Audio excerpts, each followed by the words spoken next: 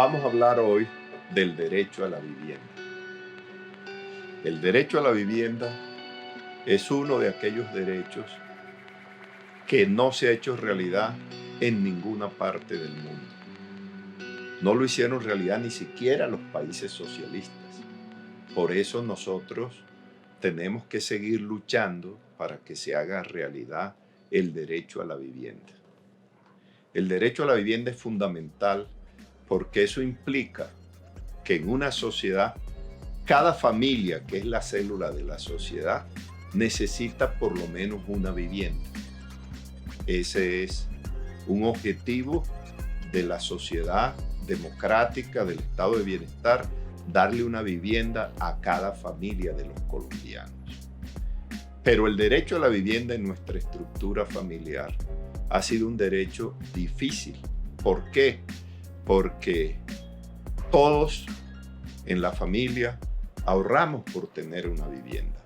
A veces el trabajo del padre y el trabajo de la madre, la cesantía del padre y la cesantía de la madre que se lleva al derecho a la vivienda.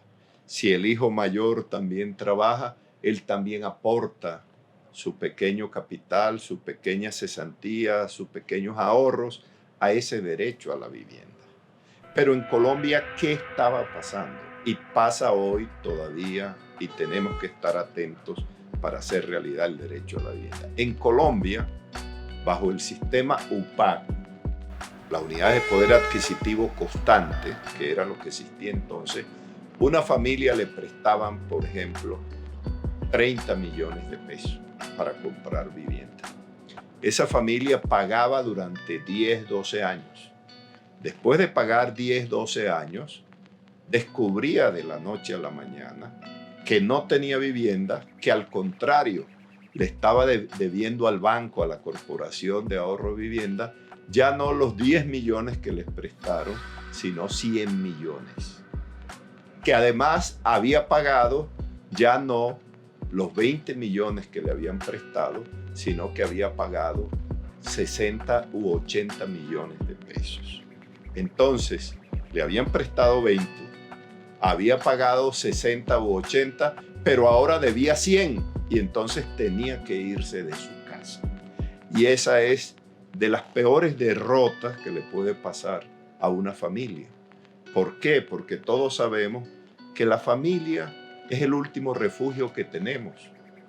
El primer gran refugio son los amigos. Cuando nosotros nos va mal en la vida personal o en la vida profesional, acudimos primero a nuestros amigos. Pero aun cuando los amigos nos abandonan, cuando los amigos nos engañan, cuando los amigos se van, ahí queda la familia. Queda la mujer, quedan los hijos, queda el hermano, queda el abuelo, queda la mamá. En ese escenario, después de haber pagado uno y haber puesto todos sus recursos, los de uno, los de la mujer, los del hijo mayor, para adquirir una vivienda, y cuando ya tenemos 12, 15 años más, descubrimos que eso que creíamos que era nuestro, no es nuestro y que tenemos que irnos, debajo del puente porque ya no hay dónde ir. Eso es la derrota, la mayor derrota que puede recibir los miembros de una familia. Pero eso sucedía en Colombia con el sistema UPAC. La Corte Constitucional fue la que luchó porque los usuarios de la vivienda y del UPAC pudieran tener una vivienda digna y para que el sector financiero no acabara con esa esperanza y ese anhelo de esas personas.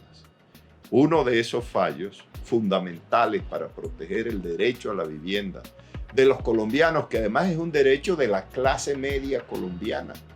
La clase media colombiana anhelamos todos tener una vivienda. Tener una vivienda no es riqueza, pero sí es mucha pobreza no tener la vivienda propia. Entonces, cerca de 1.800.000 colombianos fueron despojados por el sector financiero de su derecho a la vivienda. Habían hecho un esfuerzo de toda la vida y de la noche a la mañana fueron privados de su vivienda. Y eso lo sabía el gobierno y lo sabía el Congreso, pero todos patrocinados y defensores de los grupos económicos y de los sectores financieros no se atrevían de ponerle el cascabel al gato para decir no es justo que a las personas se les quite la vivienda después que han hecho un esfuerzo por adquirirla. Y solo la Corte Constitucional lo hizo en 2 oportunidades, y una de esas oportunidades fue la sentencia SU 813, donde diariamente se les quitaban a los colombianos más de 300 viviendas.